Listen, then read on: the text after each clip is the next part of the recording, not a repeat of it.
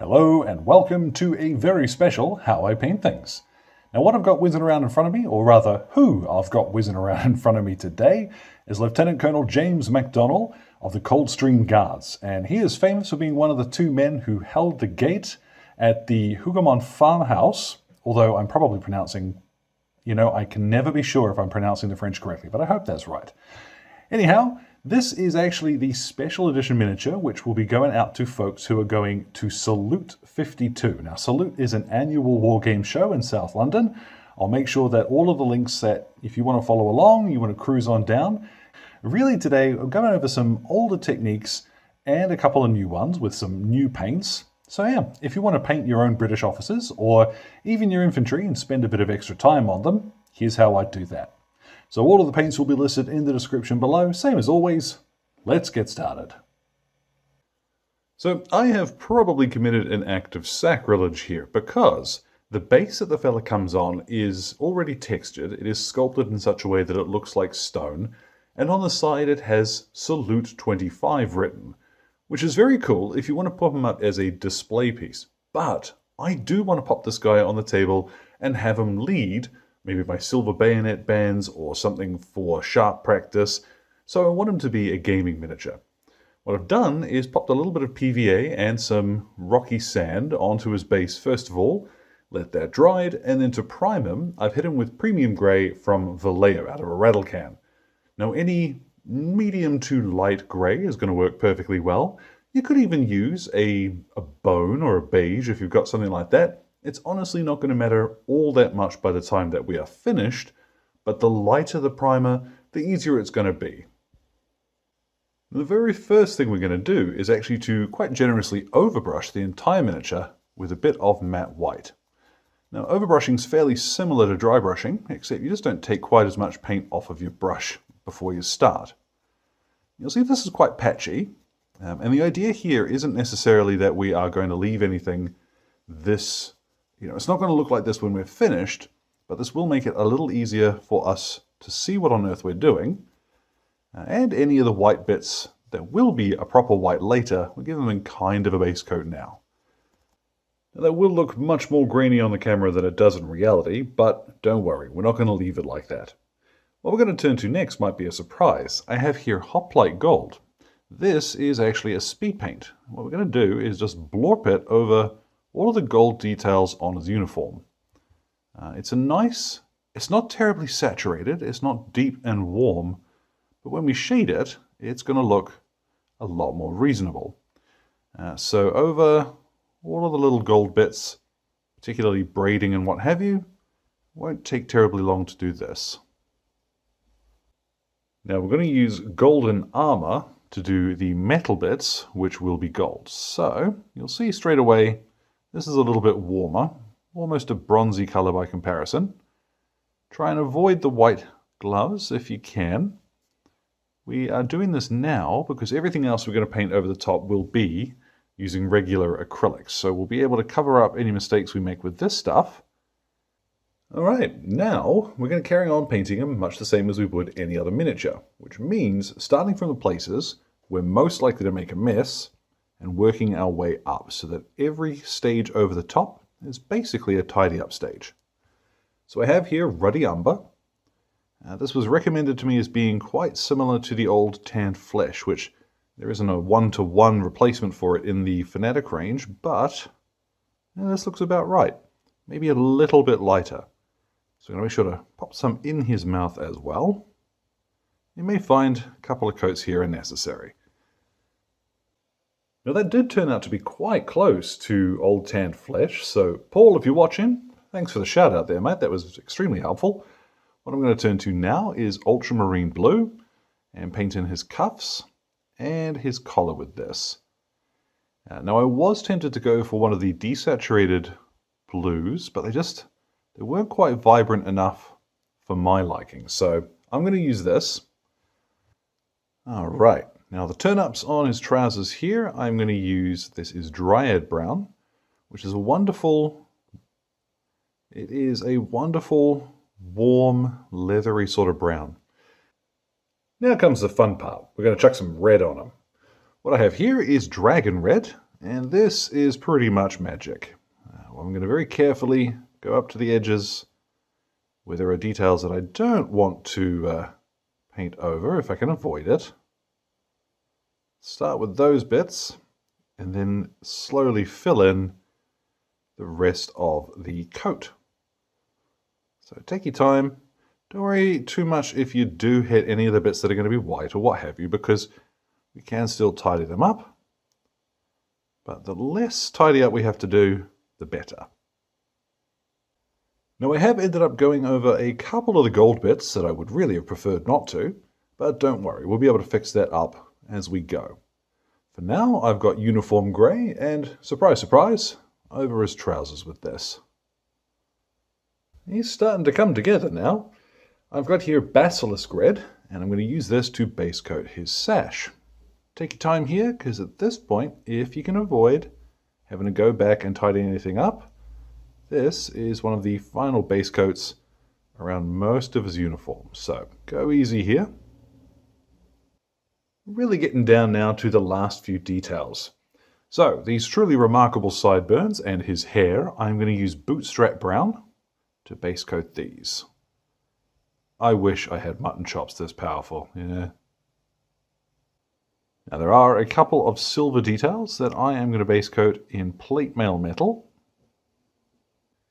Any bits that are going to be black, big surprise, here we go with some black. Now ordinarily I would suggest not using a true black. Like I tend to prefer very dark greys for stuff like this. But because this chap's an officer, I kind of figure he's got a Batman who's helping him out with his gear, and it's just going to look a little bit more visually striking on the table to have very bold, sharp definition of color like this, rather than essentially being a bit more realistic. So we're going for cartoon black here. And now I've got a little bit of matte white, and we're going to tidy up some of the white bits. Now, conventional wisdom says you shouldn't ordinarily use a pure bright white for stuff that is going to be white, because you want to instead start from like a gray or a beige or something and work your way up to white to highlight with. But because of the fact we are going to shade this, I think it's going to look better if we start from this bright white, shade it, and then make it look a little bit more reasonable with a white highlight or two. Now see, I did sneak a little white onto his teeth, and I've also gotten some of the dragon red from my palette earlier and just painted the Coldstream Guard Cross very carefully on that little thing there. Now, I did mention earlier I was going to show you how to tidy up the gold if you have any issues with it. And the closest color match that I've found for that Hoplite gold before doing anything to it is actually Liberator Gold from Citadel. Liberator Gold is a little bit lighter, so it's not going to be a perfect match, but again, we are going to shade this. There's going to be some work done to it. So if you've got any bits that you want to tidy up for the gold, just some Liberator Gold now will do the job. Now once you're satisfied with all your base coats and your tidy up is done, it's time to go ahead and shade them. Now for this, I'm going to use Sonic Tonic, so called because people got a bit funny when I called it marine juice. But what this is, it is a mix of one bottle each of Dark Tone, Reikland Flesh Shade, and Lamian Medium. It works out at 3 parts of the shades and 4 parts of the medium. The idea here is that we create something which is a little softer than Agrax Earthshade, and with all of the medium that's in here, it will flow very nicely and won't stain quite as much as a neat shade would. You still want to be relatively careful in applying it over this chap. Ordinarily, I would say just bucket it on. But this time, we're really trying to concentrate on getting it into the recesses and guiding it away from some of the flat parts. All the same, we do want to cover the entire miniature in this. So, help if I get them in shot there. Once you finish getting this over everything, you want to find somewhere nice and warm to let them dry for about half an hour. Then we'll see what we get.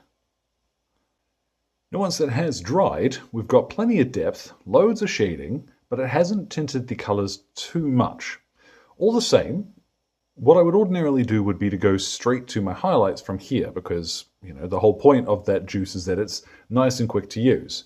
But what will look nice, it'll take a little bit longer, but if you go back to your base coats, so I'm going to start with the uniform grey here, I'm going to go over larger, flatter areas of his trousers and leave the shaded areas in the recesses, but just brighten these up a bit. Now I'm going to do this for his trousers and his red jacket, but I'm not going to do it for anything else because we're going to highlight those areas slightly differently. So there it's been done on the grey, and I think you can see what I mean about how it does make a difference. So I'm going to do the same thing now with the dragon red from earlier, and same principle, I want to leave dark recesses intact, just brighten up some of the larger flat areas of the jacket. Now we can get on to the business of actually highlighting this chap. So what I've got here, this is Fiery Vermilion from the this is from the John Blanche paint set. And now Army Painter has said that these are going to be available separately. You just got to keep your eye out for when they go on general release if you don't want the whole set. But all the same, they're very nice paints, so I would suggest, probably wouldn't hurt to pick those up. What I'm going to use this for is just to very carefully build a little bit of the shape of his jacket. Now with a little bit of ash grey, we're going to do something similar to his trousers. Just following the higher points and getting a little bit more definition into those creases. If you're worried about how light this is, what you can do is actually thin it down a little bit more than you usually would on your palette and improve the translucency there, but I'm liking what I've got here. Now for those white details, you might have guessed, we're going to go back to matte white. Only this time, instead of completely covering it over, we're just going to concentrate on bits that we want to brighten up and add a little bit of texture in some areas. Getting to his sash now, I'm going to use Wyvern Fury to highlight that. Just some across the center here to pick out the higher points. I'm going to be a little careful with this. I think I'm going to do some of this off camera. It's bothering me a little that red is still just a little bit flat compared to what I'd like. So I have here, this is Legendary Red, and it's really almost an orange. So I don't want to add very much of this at all, just a few extreme edges to really make those corners sing. If I add too much of this, it's very quickly going to look orange, so I want to hold them at arm's length occasionally, just to make sure that I'm not putting too much on. It would help if I kept them in focus. Now I've got Alpha Blue, and I'm going to do just a little bit of this along the edges of his cuffs. And if I'm feeling saucy, if I can get in there at the right angle, and I'll also do this little bit of ribbon on the back here. Now I'm going to go up to some agate skin. We're going to start highlighting his face. What I'm going to do here is cover most of his face with this stuff, leaving just the shaded Ruddy Umber in the recesses. Quick tip here as well is once you've done the base coat and shading on a miniature like this, just don't touch his bottom lip at all, and it will look more natural rather than coming back and highlighting it and painting it with another flesh tone, give it a red wash. No, just leave it the shaded base color. Now don't do what I always do and forget that he has ears. I swear that is what always throws me. What I'm going to do now is with Barbarian flesh, start adding a little bit more shape to his face. So now I want to concentrate on things like his cheekbones, his jawline, and his chin, and his ears. The final highlight that I'm going to add to his face is with Dorado skin, which is actually quite a jump. This is quite similar to Pallid Witch flesh. What I'm doing here is just accentuating the final bits I really want to stand out. So right at the corner of his jaw, his chin, his nose, and what have you. Really just finishing this off now. Now generally you'll see that at this scale I tend not to paint eyes. But what you can do is drop just a little bit of strong skin shade into the eye sockets. I'll spin that around there. And it'll add a little bit of definition which at a distance will look quite good. So let's pop them there. Once that's dried, golden. All right, now the final highlight we're going to do is with true brass. And this time, with just a tiny bit on my brush, you do not need much of this at all. You're really just looking to catch the extreme edges. So anywhere that you really want those gold edges to sing, just a little bit of true brass will do the business. Now once I'm done with this, what I'm going to do is take him outside, hit him with a matte varnish spray, and I will pop his base on him too. So I'll pop the recipe for that in the description because it's literally just going to be a base coat and a couple of dry brushes. So nothing fancy there. Let's get a look at this fella once he is all finished. And so there at last, Lieutenant Colonel James MacDonell is complete. And I think you can tell I had a lot of fun with him. Mrs. Sledge always says that she can tell when I've enjoyed painting a figure, and it's definitely true in this case. I think there's a few bits where you can probably see there would be a faster or maybe even a better way of doing things, but this is how I paint things. And I quite liked giving the shot to the Speedpaint metallics at the beginning. That worked out much better than even I was expecting. So sometimes it is worth experimenting on camera. Who knew?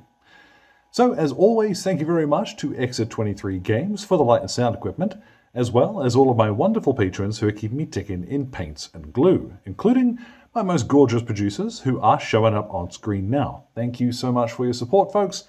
I say it every time, but I really do mean it. It means the world. Now, any questions or anything, feel free to drop them in the old comment box below. My Blue Sky and Instagram are both linked there too. So, thank you very much for your time, one and all, and you all enjoy the rest of your day.